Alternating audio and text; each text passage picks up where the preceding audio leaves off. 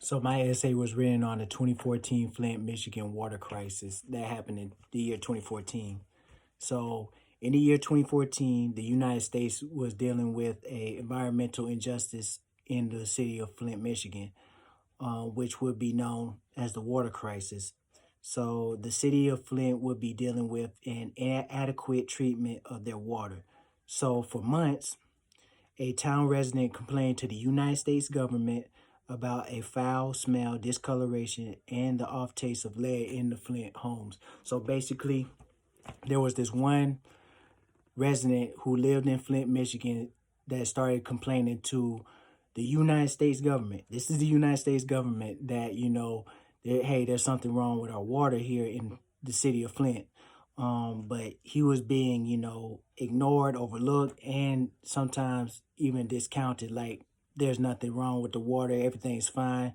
So basically, yeah, the government's trying to hide this a little bit.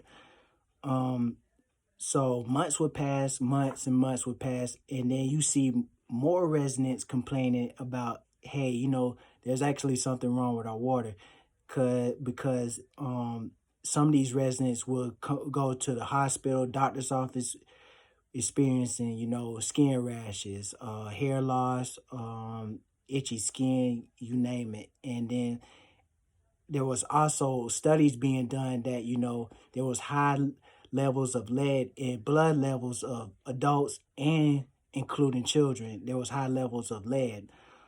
So ultimately, you know, the doctors, the scientists were getting, sick of, all these patients running in and out saying, hey, I'm having lead in my system. I could taste lead. So ultimately, you even had citizen activists that went up to the state of Michigan saying, hey, there's something wrong with our water and nobody's doing nothing about it. What's going on? Are you going to send anybody?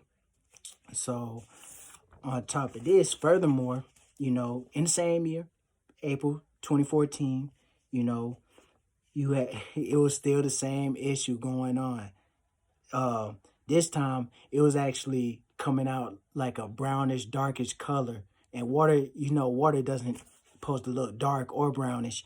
So it started to look, started to smell, and taste. So people actually was starting to, drink this stuff. You gotta think out of the whole entire situation.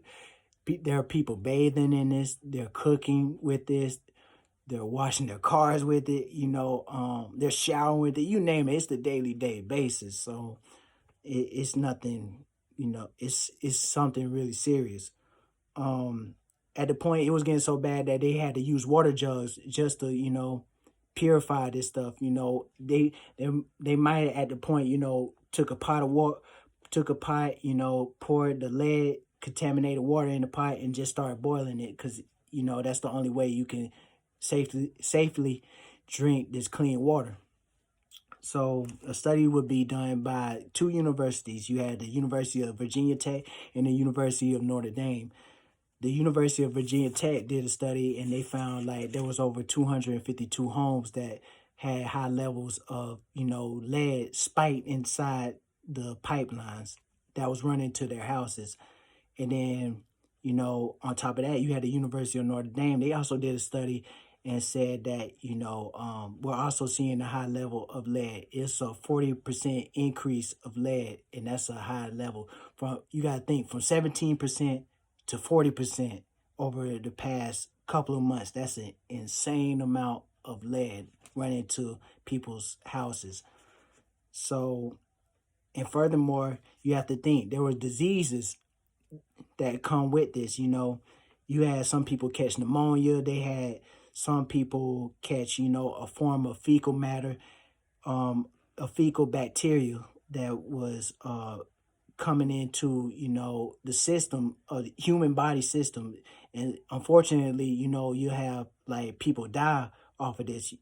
The recent report would say, there was 12 killed off of, getting pneumonia, and then you had 87 people get sick off of this. So it was real serious. So what did they do to, help the situation out? What emergency response did they have to, help deal with this situation? So they would call, the federal government. The guy that was complaining to, it was like, hey, now this is serious. We got to call somebody. So they eventually called the EPA, the Environmental Protection Agency, and they came with groups and other groups. They came to help out the situation. So me and you probably asking what's the situation now.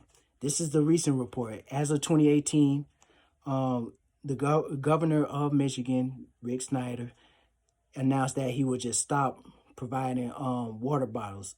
So this is the recent report. So it doesn't say nothing about, hey, did they get the pipelines fixed?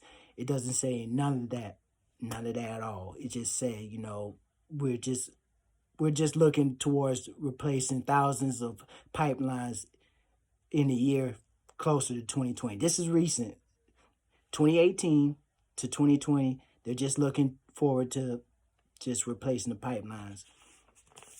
So if we think about this is not, only a Flint, Michigan issue. It's more like an American issue because I also remember, recently Jackson, Mississippi also is dealing with the same thing, but not too similar.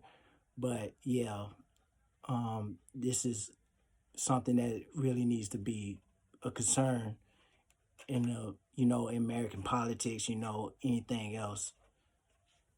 So that's my whole presentation.